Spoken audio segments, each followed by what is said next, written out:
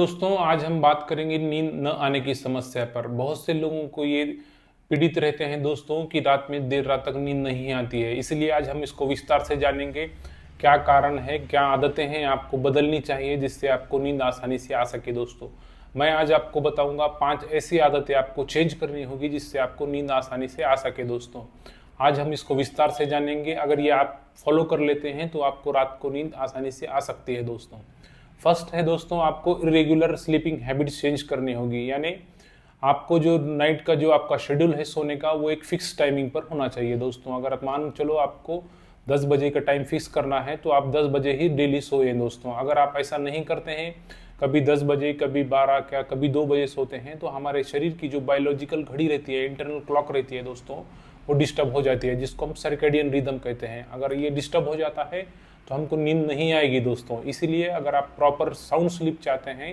रात में आसानी से नींद आना चाहते हैं, तो आपको एक टाइम फिक्स करना होगा दोस्तों, और उसी टाइम पे आपको सोना होगा ताकि आपके शरीर का सर्केडियन रिदम डिस्टर्ब ना हो सके। दोस्तों सेकंड है दोस्तों, आपको इवनिंग टाइम में टी, कॉफ़ी, रेड बुल या स्टिंग जैसे कैफेनेटेड ड्रिंक्स नहीं लेना है दोस्तों, क्योंकि इसमें होता है कैफाइन।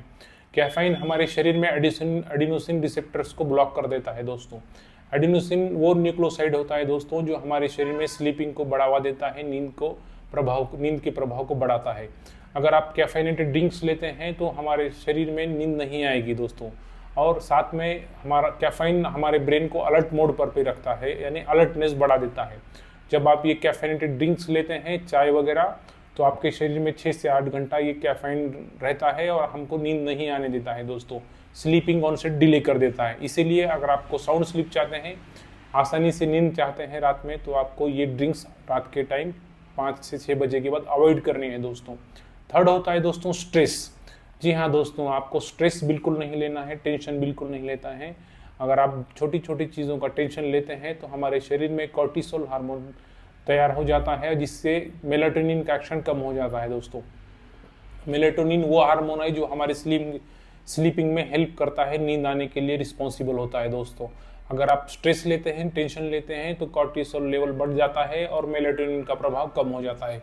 इसीलिए अगर आप साउंड स्लीप चाहते हैं तो आपको बिल्कुल आसानी से स्लीप चाहते हैं तो आपको बिल्कुल टेंशन नहीं लेना है, स्ट्रेस नहीं लेना है। दोस्तों फोर्थ होता है दोस्तों ओवर ईटिंग। जी हाँ दोस्तों, अगर आप रात के समय डिनर हेवी कर लेते हैं, अधिक खा लेते हैं, तो आपको एसिडिटी, GERD, जिसे हम गैस्ट्रोइसोफेजियल रिफ्लक्स डिसीज कहते हैं, इस तरह के डिसीज होने के चांसेस रहते हैं, जिससे आपको नींद नहीं आएगी। अगर आप हेवी खाना खाते हैं, अधिक खाना खाते हैं, तो पेट में भारीपन रहता है दोस्तों, और जब भी आप सोते हैं तो आपको सांस लेने में दिक्कत हो सकती है। इसीलिए आपको जब भी आपको डिनर करना है तो लाइट डिनर करें, जिससे आपको आसानी से नींद आ सके। ये भी रूल बहुत इंपॉर्टेंट है दोस्तों, आपको फॉलो करना ज़रूरी है।